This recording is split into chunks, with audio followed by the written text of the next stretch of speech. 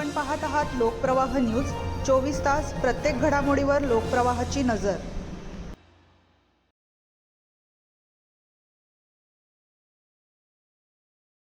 नाशिकमध्ये वादळी वाऱ्याचा तडाखा, चौक मंडईत झाड कोसळून रिक्षाचे नुकसान, जीवितहानी टळली।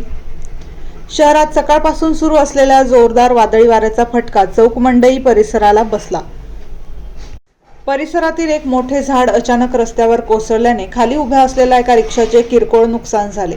सुदैवाने या घटनेत कोणतीही जीवितहानी झाली नाही।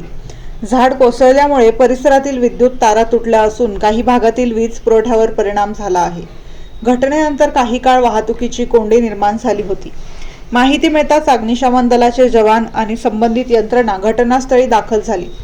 झाड हटवणे तसेच तुटलेल्या विद्युत तारा सुरक्षित करण्याचे काम युद्धपातळीवर सुरू आहे। दरम्यान हवामानातील बदल आणि वादळी वाऱ्याच्या पार्श्वभूमीवर नागरिकांनी मोठ्या झाडांखाली वाहने उभी करू नयेत